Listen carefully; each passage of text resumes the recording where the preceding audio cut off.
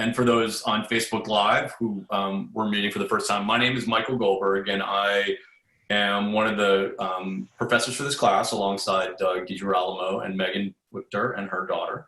And this is our entrepreneurial strategy class. But as I mentioned to Walker when we were sort of chatting before the session, we open these sessions up as part of our Veale Institute for Entrepreneurship speaker series. So we've got a number of folks from the community that are joining as well as some students. So it's a great opportunity for us to show things that would normally be happening in the classroom at Case Western Reserve more broadly. And it's great. I want to welcome Walker Jacobs. We literally haven't seen, we grew up 4 or 5 houses away from each other. Exactly. And not seen each other. So I graduated from high school in 1988.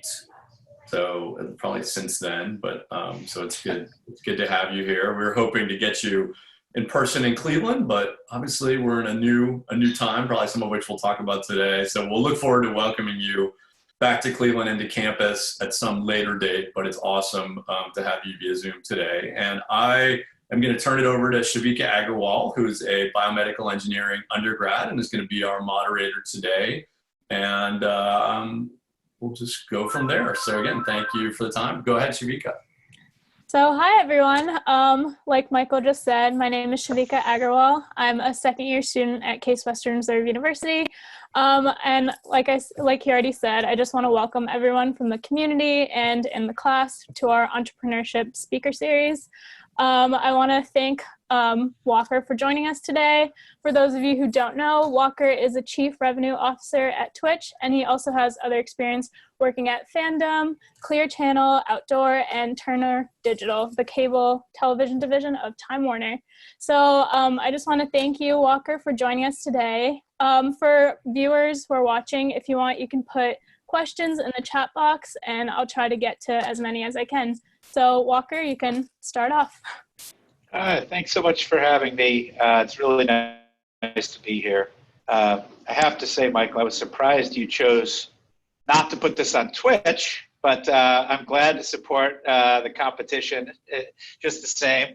That's a good point. I'm sorry. I used to be good at but we, let's talk. Maybe we can, you can convert me. Sorry about that. I'll tell you a very quick aside before I introduce myself. This is a business story that's in line with Know Your Customer. When my grandfather, who was from Georgia but worked his entire career in Akron, Ohio, which is how I ended up in Cleveland. He started right after World War II. He started sort of at the bottom at Goodyear. He worked his way up over a 50-year career at Goodyear, and he ended up retiring as vice chairman of Goodyear Tire and Rubber. And when he passed away, we went to the funeral home, and the man planning the service asked us which company he worked for, because they wanted to make sure they had the right tires on the hearse. Because Goodrich and Firestone and Goodyear and Michelin, all these companies were all in Akron. And I guess they had that problem before where they didn't want to take a tire executive to his grave in the wrong tires. So I thought that was kind of an amazing. I'm going to use that analogy, Walker, when we go forward. I'm going to make sure I've got the right tires on the hearse for streaming these things in the future. So, yeah, exactly. I apologize. I'm just joking. I'm absolutely delighted to be here. I've had the great privilege of working at Twitch since December 2018. Before that, I was at a startup that we ended up selling the majority of the company. It was a company called Wikia, which we rebranded Fandom, to a private equity firm called TPG, which is one of the larger private equity firms. And but our largest shareholder before we sold control of the company was Amazon.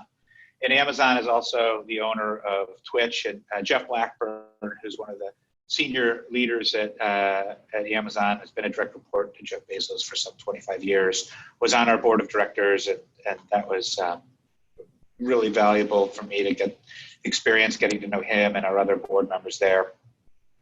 So, I'm from Cleveland. I've been working in the media and internet business for the better part of 25 years. And and I'm happy to talk about whatever you'd like to talk about, whether it's Twitch or anything else. Awesome. So just to get us started, can you tell us a little bit about your position as the Chief Revenue Officer of Twitch, what your job entails, what you've learned from it, and how you initially got into that position? Yeah, sure. So it's a funny thing. So I sort of came up through the business in a variety of different functions over 25 years. But one of the responsibilities I've kind of always had has been revenue and customers. And so I have at various times in my career, like in the last company, I was a chief operating officer. I had a broad set of responsibilities, including marketing and content, programming and video, and several of the product responsibilities and M&A and things like that. But what I've come to accept about myself over 25 years is, no matter how I want the world to perceive me, I think that the reality is what I'm good at is managing a customer organization, a sales and service organization. And that's really what the CRO role means. It means I'm responsible for making sure that we're mapping the marketplace, we're engaging with the right customers at the right time, at the right level of offerings, and then we're servicing them in a way that's going to drive repeat business and drive growth. In a company like Twitch, that involves a lot of expansion and investment and hiring people and opening new markets. I think in the 15 or 16 months that I've been there, I think I've opened something like 6 or 7 new international markets around the world. We're a completely global operation. And so I would say my job is probably a third doing strategy work with our executive leadership team in terms of planning the future, where the business is going. Sort of a third managing sort of the operations of our day-to-day internal teams, and sort of a third spending time in market with customers and evangelizing our business.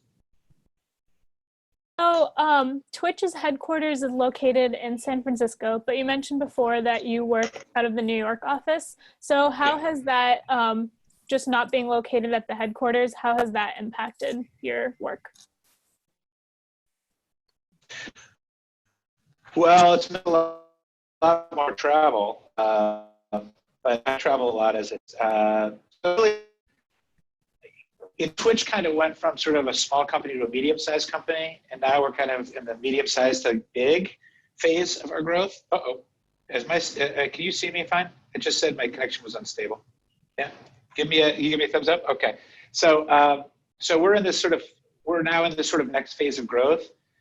What most people probably don't realize is 70% of the money in the United States that goes through advertising businesses, be it through media investment, be it through creative investment, be it through advertising agencies, goes through New York. And so a company that was sort of in a smaller phase of our growth, where we were still sort of building the foundation, it was really, really important that all the key leadership roles were in San Francisco. The predecessor in my role was based in San Francisco, and that was completely appropriate at that time. I think it was very much on the leadership team's mind that for the company to be successful, they needed to have a meaningful presence in New York. And so, not only am I in New York, a tremendous amount of our functional customer leadership is in New York. So our head of North American sales is in New York. A lot of our client services teams, we have more sellers in the New York market than we have anywhere else.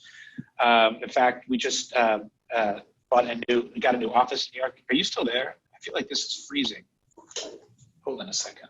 Are you still there? Is this freezing? No, it's okay. We can see you. It's a little choppy, but we can. I'm really sorry. I think it's because of the platform you chose to use. I have a recommendation. I think if you guys shut the video off for everybody except for Walker and like Mike, and then that might save some of the bandwidth or something. That might, and if that doesn't work, I could turn my video off too and just talk. Let's see how that does it. I know it's not my internet because I just did an hour on Zoom and it worked beautifully. Anyhow, so the New York the New York thing is any media company of any size and scale is going to put their sales leadership in New York these days. There are a couple of large West Coast companies that have their revenue leadership still at headquarters in the West Coast, but they're so large that they've hired incredibly senior leaders to be in the New York market that can effectively do the same thing. So we've had a couple of questions from the students still asking about kind of your position as Chief Revenue Officer. So could you talk a little bit about like challenges you faced in that position? We had a question from Sean asking whether kind of what your day-to-day tasks are like. Yeah. So, I mean, the biggest challenge is how do we achieve our financial objectives? And when you're in the seat that I'm in, it has great advantages and great disadvantages. The advantage is you have a very high degree of control of your destiny. If you and the organization around you achieve success, the organization will achieve success in almost every case. And so when we're successful, when everything's working, when we're engaging at a high level, it's the best of times.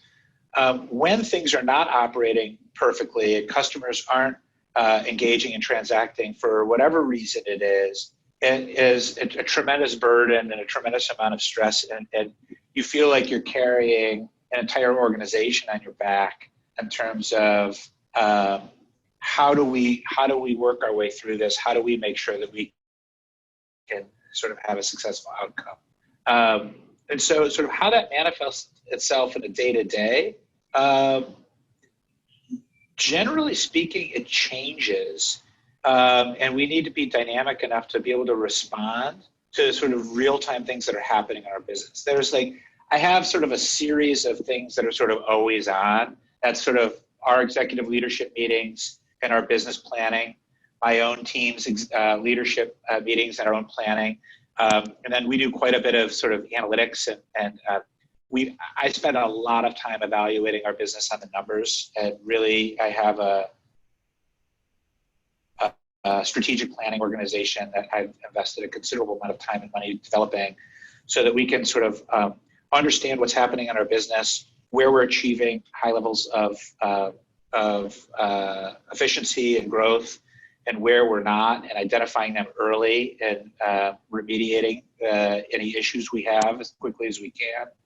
Understanding very quickly what's happening in the marketplace and being able to respond to the marketplace quickly. But generally speaking, I'm engaging with customers where and when it helps my team. Like in a weird way, in my job, I'm trying to build the best organization of people and leaders around me that I possibly can, and then I'm trying to eliminate barriers to their success. And I'm trying to smooth the path so that our organization can scale and more easily achieve success. And so if that means me personally engaging with a customer, if that means me personally engaging internally to deal with an issue or deal with a problem, I spend a lot of my time, probably a lot more than most of you would imagine. And part of the reason it works is being able to see the big picture, being a good teammate, being able to collaborate well, and being able to play well on a team. And if you're able to do those things effectively, you're also able to build trust and get the rest of the company to support us in sort of achieving the desired outcome. Awesome. Thank you so much. We had a question from Justin, who's a senior chemical engineering major, and he was wondering if it's challenging making decisions for the company when it's mostly used by a younger generation. So kind of gearing your company towards the younger audiences. Yeah, so that's a really interesting question. So the short answer is we have a lot of our employees that are big-time users of our platform, big-time gamers, and that's a really, really important considerations. We also have, for example, even in my business, I have a panel of Twitch users that at this point is 60,000 people, that we can quickly do focus groups, very quickly ask them questions so that we get sort of real-time feedback, real-time responses, whether it's anything from understanding media consumption habits or how they think of traditional television or where they shop, how they shop, was this advertising annoying to them or not annoying to them? All of these types of things. We have a series of tools we use to help us make informed decisions. But that doesn't minimize the underlying point behind the question. And that is, I'm 48 years old and I can't make great decisions in every instance in terms of how it's going to impact, particularly from a consumer experience perspective, the majority of our users. I will say our audience is diversifying probably a lot faster than you think, and our content is diversifying a lot more broadly than gaming, faster than you think. Like the fastest growing demographic segment of our audience is female. It's growing at like 4-to-1 over males. Now, both are still growing, just females are growing much faster because it's a lower penetration. But I think that's really, really interesting. And sort of as our platform, starts to attract content like music and musicians and DJs and cooking shows and fitness shows and events like the one we're on right now, which we're seeing more and more of on Twitch. It is sort of broadening. It is sort of broadening sort of what the opportunity for Twitch is. And so I think if you view that question through the lens of we're a gaming platform, it's sort of what are the concentric circles around gamers, it's very limiting. But if you think about our platform as a live streaming platform that happens to be the most dominant platform in gaming, but also has all these adjacent businesses, you start to answer that question a little bit differently. So can you talk a little bit about how you promote user engagement on Twitch? In an interview that the students actually watched, you mentioned the word interactivity a lot. So how does that kind of play into promoting user engagement? Well, it's a really interesting thing. So if we think about sort of what our purpose in the world is as a company, our mantra is streamers first, creators first. Like everything we're doing is trying to build a platform for live streamers. If they want to be able to do it for a couple hours a day or a couple hours a week or a couple hours a month, great. If they want to do it 10 hours a day and quit their day job and have this be their career, we want to be a viable economy where people can make a career for themselves on Twitch. And so then when you take a step back and kind of unpack that and say, okay, well, why would somebody choose to do that on Twitch versus some other place?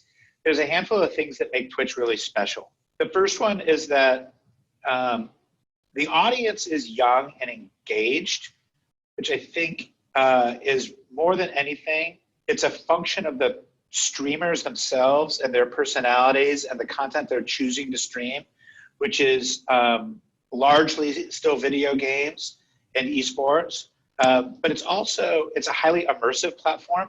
So we have chat, we have, you can ask a question, but unlike a traditional linear broadcast, particularly in the smaller communities, there's this phenomenon of the television that can talk back to you. And so it's an amazing thing when the community together can sort of shape the direction of the broadcast and sort of shape the direction the streamer takes the content and the programming. The third piece to it, I do think, is diving in on that community piece. Like, if you think about most other social platforms, they reward like virality. They reward like these sensational moments of like outrageousness or like, oh my God, do you believe that? Or like this incredible stunt or this incredible highlight. And those things sort of take on a life of their own. Twitch is the opposite of that. Twitch rewards durability. It rewards sort of a streamer being there every time for several hours, engaging with the community. The community can count on them being there. And if they do something outrageous, it happens and it's gone because it was live streamed, right? And so when you think about sort of the impact of that and sort of the practical sort of downstream effects of that, I think it actually is pretty meaningful. And then the fourth thing is that it's live. in live, when you think about sort of the same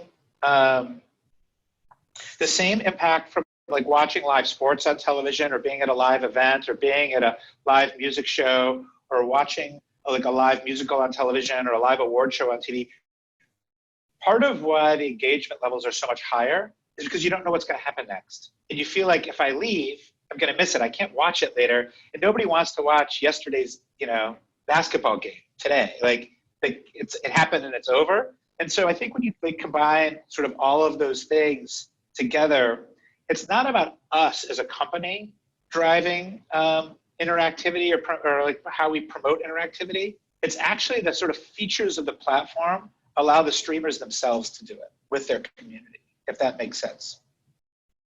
Yeah, no, absolutely. We've had a couple questions about kind of sports. So we had a question from Victor asking, how do you see the explosion of esports and Twitch streaming impacting more traditional sports media?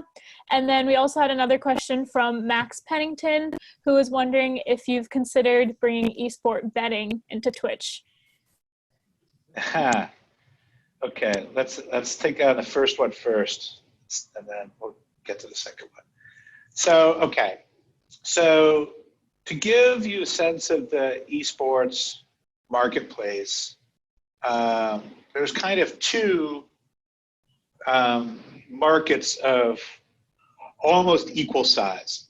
You have mainland China, and then you have the rest of the world. Esports is so massive in mainland China. So Twitch is not in mainland China at all, for what I think are obvious reasons. From us just being a platform like ours isn't allowed to broadcast into the Great Firewall of China. But when you look at sort of the rest of the marketplace across esports, Twitch has the market segment share of around 85% of total non-Chinese viewership of live esports. And so we grew up with esports. We're the broadcast partner of almost all major esports. It is a huge part of Twitch. But when you look at esports relative to Twitch more broadly, it's a relatively small share of overall viewership on Twitch. So I guess like the right way to think about it would be like almost like live games on NBA TV or ESPN versus the 24 hours a day of airtime and audience that they have on their network. Like the live games are like a sliver. It's like the most talked about. It's it's probably the most popular. Like from a share perspective of an hour of viewership, the esports does some of the largest numbers on Twitch, but sort of from an overall consumption perspective, it's still relatively small. So that said, esports is a phenomenon. It's huge. It's growing. We work with major tournament operators. We work with the major game publishers that host leagues. We work with the teams. And like the esports is the equivalent of watching competitive gaming. Like the reason you watch an esports event is because you want to watch the best teams in the world compete against each other and the best players in the world compete. It's no different than the way you would watch sports. It's very much like it's like the equivalent of a one-way broadcast of like watching in a bar a sporting event, or being at home in your living room with friends watching a sporting event, where Twitch chat is like a social center, but it's not the center of the programming, right? We're seeing the same thing happen on Twitch with traditional sports. So as you see some of these up and coming leagues trying to figure out sort of what their broadcast distribution is going to be and how they resonate with young people, like the National Women's Hockey League, the National Women's Soccer League, both just announced broadcast relationships with Twitch, where we are the broadcast partner for those two. But then you've got more major leagues like Formula One, like the NFL, like the NBA, all of which have very robust Twitch broadcast strategies, because the leadership in those organizations have realized that resonating with young audiences is key to their long-term ability to be successful. And so Twitch provides a way to reach young people, experiment with new formats, and plan for the future. So we have the broadcast deal with the NFL for Thursday Night Football. Last year we did. We have several deals with the NBA and USA Basketball. Obviously, USA Basketball isn't playing right now, but if they had been leading up to the Olympics, we were their broadcast partner. And we have NBA G League and a bunch of the junior NBA, and several other sports leagues. And I do think the comparison to esports is real, and I do think that you're going to see platforms like Twitch continue to be a more and more important broadcast outlet for traditional sports. As it relates to betting, Twitch does not currently have any plans to get into esports betting. There are others that do, and there are others that have, and I've read all the analyst reports that are speculating it's going to be a huge business, just as sort of interactive television live betting with a mobile app on your phone. There's a lot of speculation around that, and speculation that a lot of the traditional media companies are going to try to evolve. They did the Tiger Phil golf match, which was a pay-per-view live betting experiment that my old boss actually was the one that put that together. And I think it's really interesting to watch how it plays out. We just don't have plans in space or anything we've announced. So just kind of talking more about that, Twitch uses bits as its form of virtual currency. I was wondering what the advantages were to having your own virtual currency versus just asking people to use regular money. Well, so what it allows us to do is integrate the experience into the platform as a form of cheering. And when you're a community-based platform and certain members of the community, it's like the equivalent of being in a gymnasium and somebody standing up and going, all right, and everybody else seeing it, and then everybody else getting in the mood and being supportive. Like, because we've been able to integrate it in the platform, if you've never done it before, go buy $5 worth of bits or something and go into a Twitch stream and give a dollar's worth of bits to a streamer and watch what happens. It's like a totally incredible experience, and it's one of the fastest ways to get the television to talk back to you.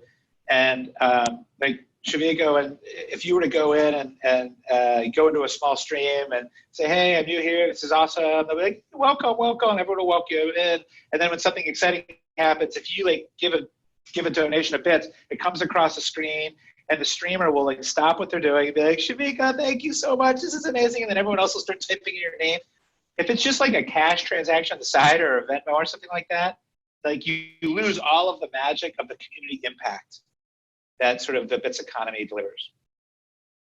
So how do you help users find their community, the ones that they're looking for, that they'll get along with best? Well, so we spend a lot of time and energy on discovery, and a lot of it is based on sort of when we see that you found content, you spent a lot of time there, we start to develop a pattern of you as a user. It's easier for us to recommend things that we think that you'd be more apt to enjoy. When you're new on the platform, we have made sort of content discovery in a variety of ways. We have sort of a featured tab, which is sort of what's most popular right now and sort of what we're promoting. Then we have a Discover tab, and the Discover tab is sort of by vertical.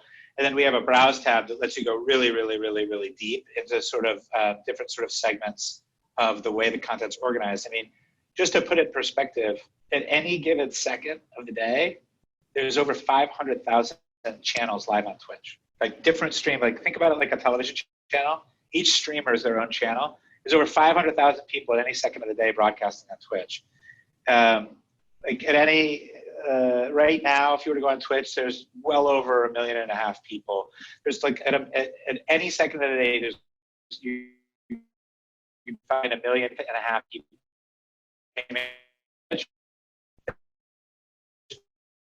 Start to think about that. I don't know, stadiums in the world all every day. Walker, I think your mic is cutting out a bit. We can't hear you.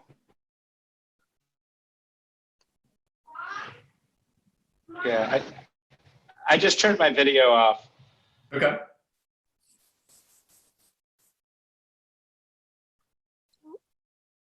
Great. Can you still hear us, Walker? I don't see him. I'm back. Can you hear me? Oh. We can. Okay.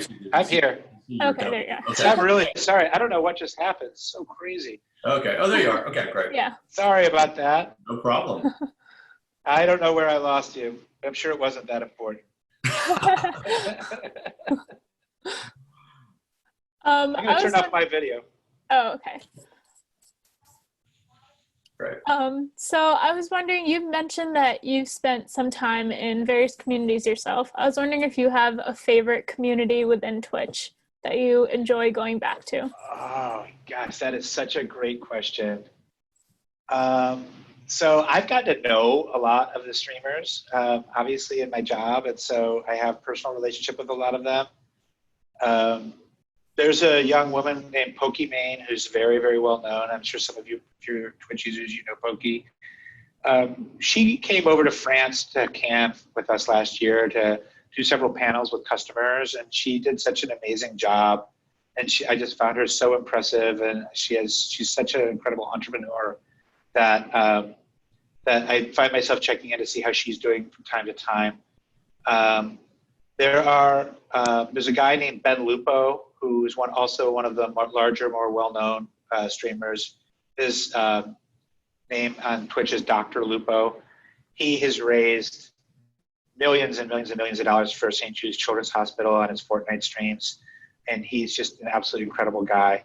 And I've gotten to know him and his wife, and I really enjoy checking them out. I find myself watching more of the music. So there's a lot of the music streams I like where you can go in and, request songs, and you can discover amazing musicians. And then I also like to spend a lot of time with our customers. A lot of our customers spend a lot of time and energy on building out content and programming strategies on Twitch. And for example, Verizon right now is doing a Pay It Forward Live promotion for helping small businesses. Mm-hmm. This past Thursday night, they had Alicia Keys. The week before that, they had One Direction. The week before that, they had Dave Matthews doing these sort of concerts from their home on Twitch. It's really, really cool to see that. And then I also, I like to watch speedruns and things like that. So when I'm sort of showing somebody Twitch for the first time, I generally try to go to really small communities, because it's so much easier to sort of show the interactivity and sort of show the community dynamic, and for people to kind of get it in terms of sort of what makes this so different. I mean, like on the surface, it's like, yeah, Twitch, YouTube, Facebook Live, it's like all kind of the same. But then when you actually go spend time on it, you realize it's totally different. Mm-hmm. That sounds really nice. Yeah.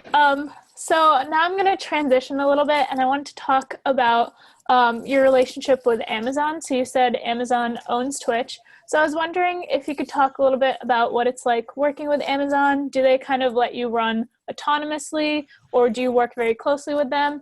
And we had a question from Edward, and he was wondering if Twitch utilizes Amazon's resources to drive revenue, and how they do that. Yes. Okay, so let's take that in parts. So the first part of the answer is, generally speaking, Twitch is an independent, wholly owned subsidiary of Amazon. We organizationally, we report up to Amazon Web Services, which is I'm sure you guys all know what Amazon Web Services is, and that's where we sit organizationally. I will say a lot of the Amazon sort of cultural things that make the company unique in terms of how we make business decisions and how we work, we've fully adopted inside Twitch. So for those of you that aren't familiar with the Amazon culture, we don't do PowerPoint in meetings. We write papers. So we write, either a 2-pager or a 5-pager. We all start the meeting. We all sit around and read the paper, come out, see what questions we have, and then we have a discussion about the paper. We don't. It's just, we find that it's just a much cleaner way to get to the heart of the matter. It's a much cleaner way to get to sort of areas where people might disagree. It requires a much higher level of critical thinking to present an idea in the form of a narrative. There's a very specific writing style. It takes people a while to get used to it, but that's something that I've really enjoyed. The way we hire talent, the way we interview, it's all panel based and it's all behavioral in nature. So we have a series of core values of our company that when we interview somebody, they'll go through a panel of people that are going to be asking experiential questions about times in their life. Give me an example of this, give me an example of that. And it's all trying to assess whether somebody's a cultural fit around our values. And then we do things like that.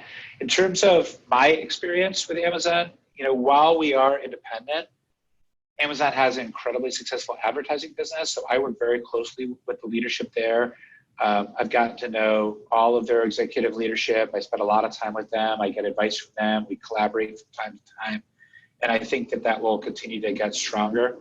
There are times when there are natural ways we can leverage to answer the question. We can leverage Amazon and Amazon relationships to help Twitch's business and vice versa. A lot of our advertisers on Twitch, for example, are major retail partners of am I frozen? No. Okay, good. So companies like Coke and Pepsi and Procter & Gamble, they sell a lot of their product on Amazon, and so they're very significant customers. So we tend to be mindful about sort of the overall customer relationship, but generally speaking, our engagement is independent. All that said, I've learned so much from the Amazon way of doing business, and no matter what I do after this, there's a lot of learnings that I'll take with me. It's a really incredibly run company, I have to say. So in an interview, you mentioned that Twitch uses auto moderation, and we've had a couple of questions about that, about how Twitch exactly censors content or classifies content, whether it's appropriate or non-appropriate. So could you talk a little bit about that? Sure. So the first thing to understand about Twitch that makes us different than some of the other platforms out there is that we don't claim to be a free speech platform. Like, we don't claim that anybody can come on Twitch and they have the right to free speech and can say whatever they feel like, and they're protected by the Bill of Rights. That's just not what Twitch is all about. And so let me, I just got my Amazon computer quarantine notice that I get about once a week. So that's the first thing to say. So when you start streaming on Twitch, you're brand new, you're not eligible to participate in the Twitch economy, right? So after you establish a certain number of hours broadcast, you establish a certain base level of audience, and we have a baseline of content that we're able to look at and see who you are, we'll invite you to become an affiliate of Twitch. That's your invitation to participate in our economy. And as soon as you get that, you sign our terms of service, which are sort of what our standards are of broadcast and what's allowed and what's not allowed. And then we know your tax ID, your number, your address, all the things, because now all of a sudden we have a financial arrangement with you where you're participating in the subscription economy, you're participating in the bits economy, you might be participating in the advertising economy. And so, so we expect you to abide by the terms of service, and then you can graduate from there and become a partner streamer, which is sort of the highest level of creator on the platform. So number one, we have every one of these communities has human moderators. So if I'm a streamer, I have people that have volunteered in my community to moderate the community and moderate chat. So if I have some bad actor that's coming into my community and putting stuff in chat that I don't want there, they have the ability just to delete it out before it ever appears. And so that's human moderation. Sometimes in some of the larger broadcasts, some of the larger communities, human moderation can't work fast enough, can't detect enough, it just can't scale the right way.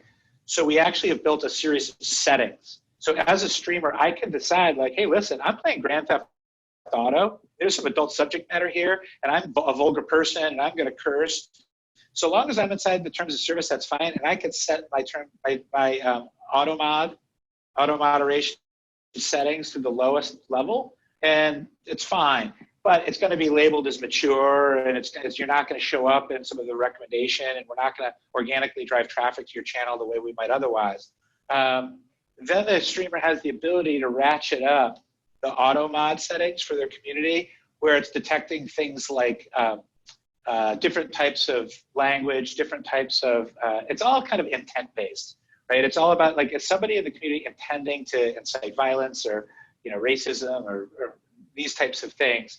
And if we see it, we block the person out. Now, if we have a streamer that is doing things that are inappropriate, we basically have a 3-strike policy. The first strike is a warning, and then we'll eliminate the content from the platform. The second, and that's the other thing, because it's live, like it happens and it's gone, if somebody's going to clip it, even as a clip, it's going to live on YouTube.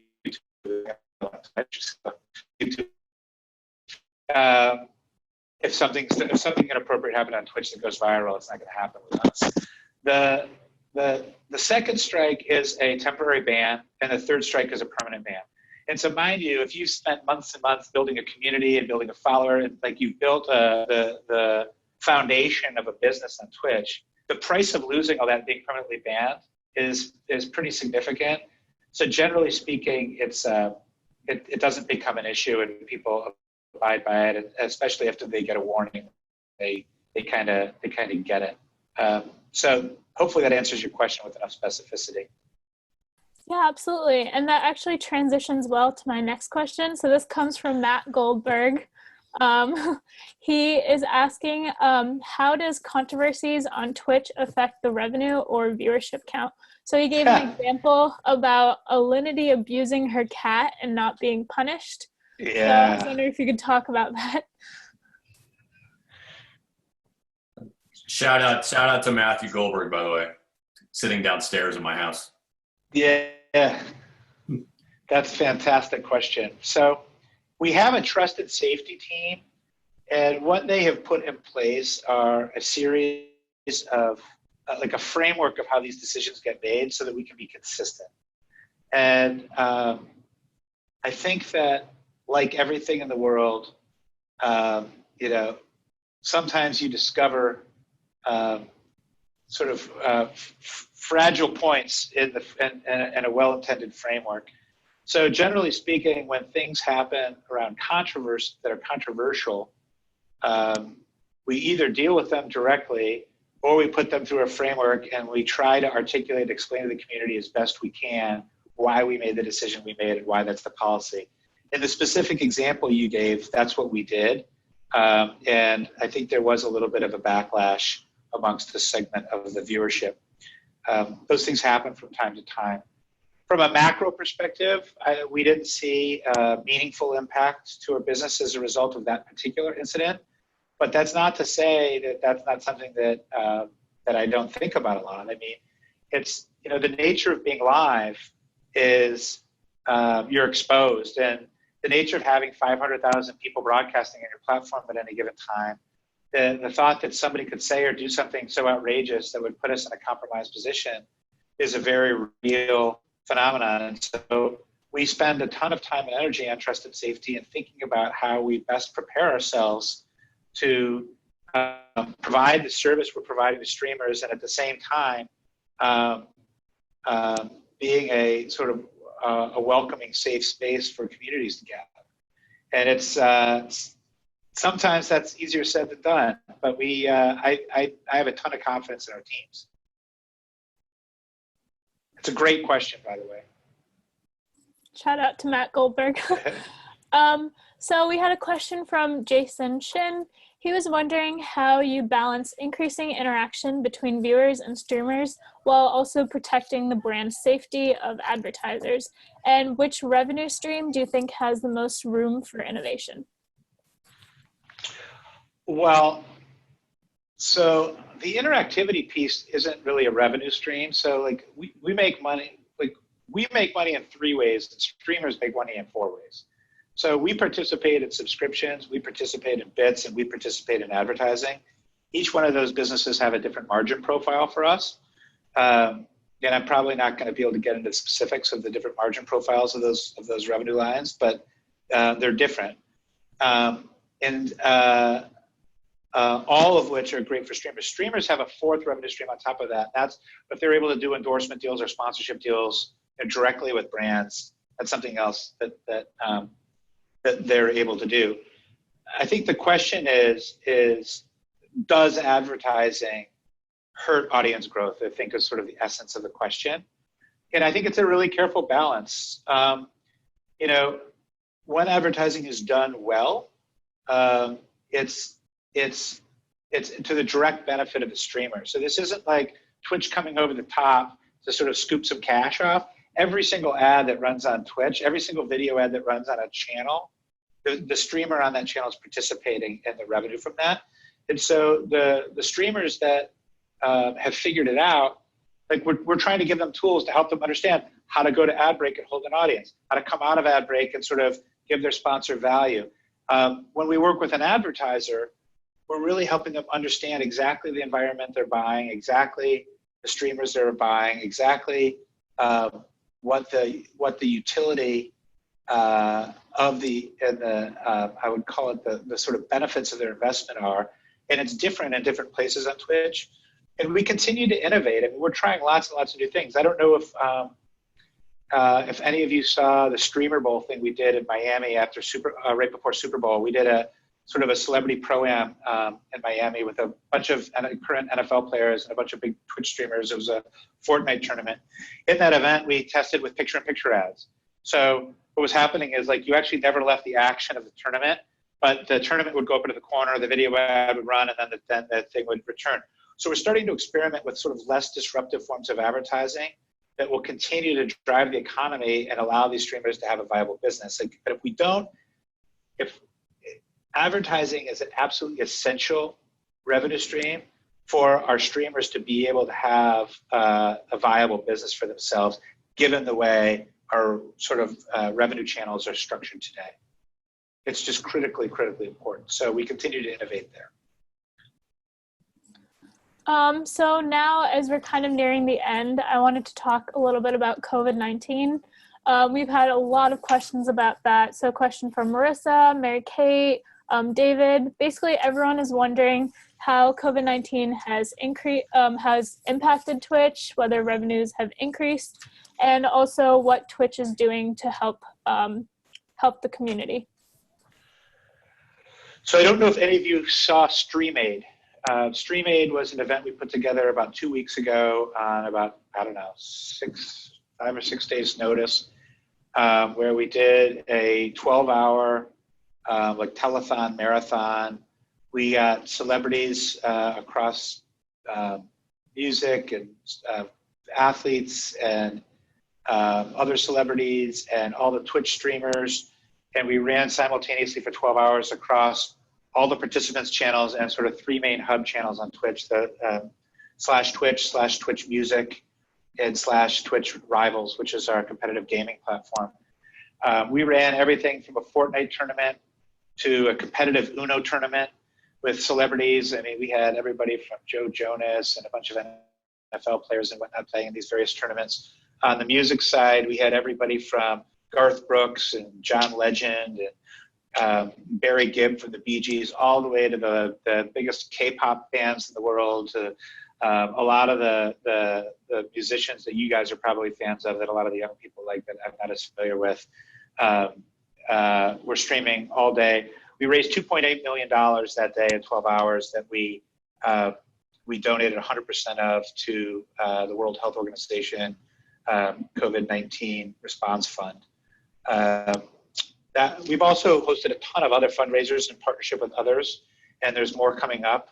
Twitch is a really effective platform for hosting these types of live interactive events where people can donate. But in addition to that, we are seeing sort of, I would say, macro behavioral changes in terms of both our audience and sort of the sort of overall impact from COVID to our company.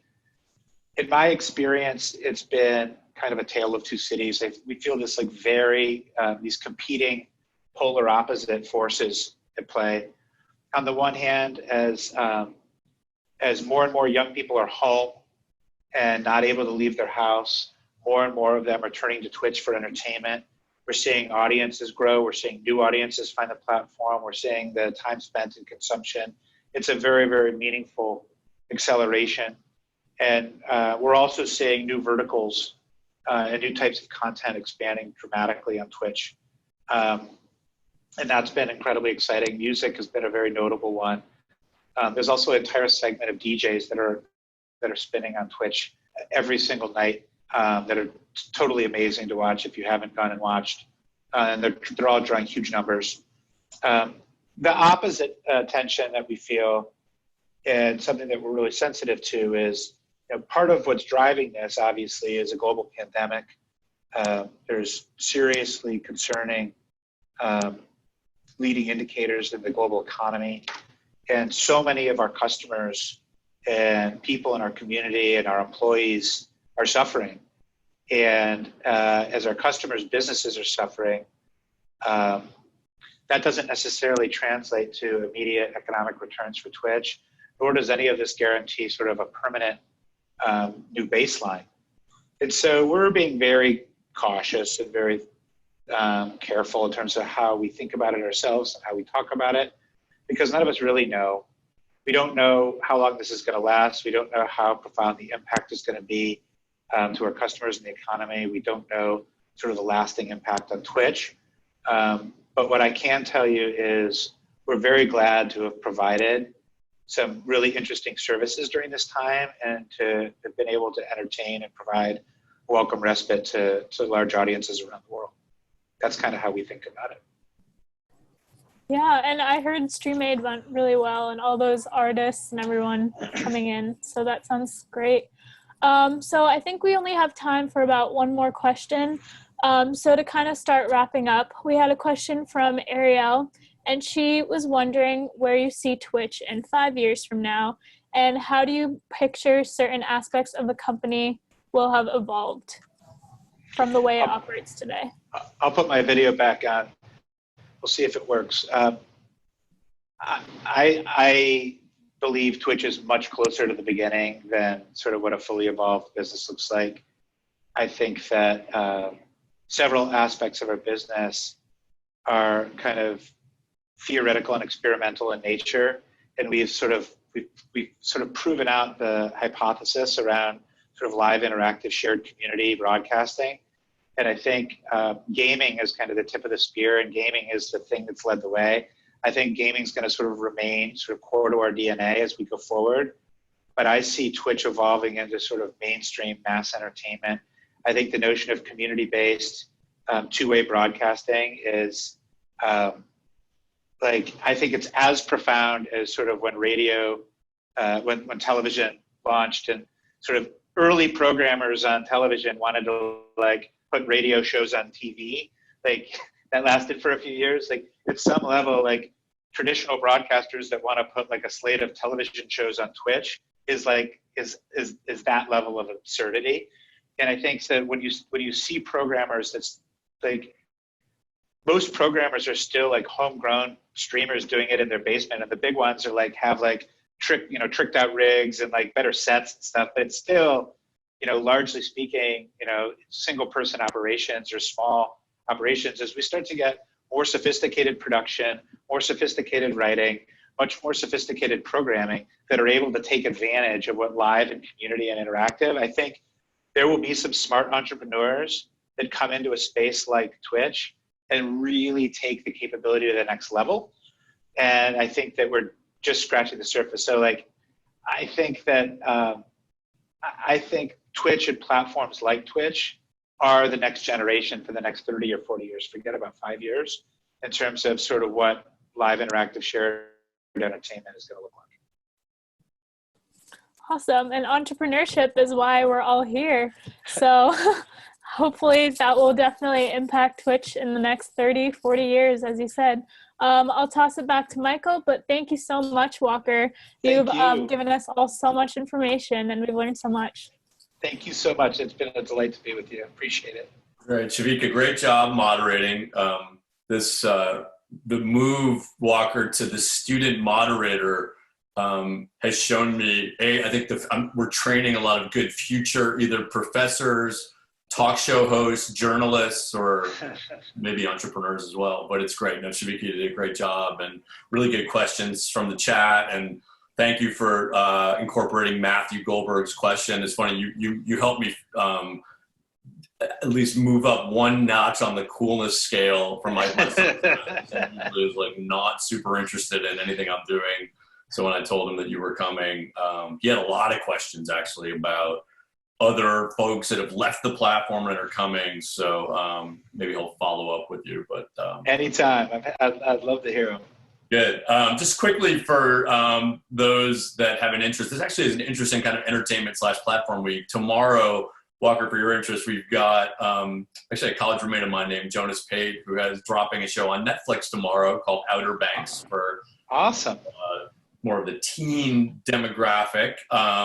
So he's going to talk about the changes in entertainment and partnering with Netflix versus sort of the networks. That's 1 o'clock tomorrow. And then on Thursday, speaking of platforms, we're going to have Andy Flom, who is at Slack, ran a company called Astro that was acquired by Slack in 2018. So Andy will be with us as part of our class and our speaker series. And then finally on Friday, for those who aren't totally sick of me, we're going to do a session as part of our Beyond Silicon Valley series about the role that nonprofit organizations or NGOs play in supporting entrepreneurship in the crisis. So we've got a busy week. Walker, thank you again. It's awesome to reconnect, and I'm psyched after COVID-19 and you can get on planes again and you come back to see your family. It'll be great to see you here in Cleveland and have you at Case in person for next year. Thanks so much, Michael. I was just so delighted to hear from you and glad to help. Hopefully this didn't bore people to tears, but I was delighted to participate. Great. Well, good. Well, thanks everybody, and we will see you soon. Have a good day.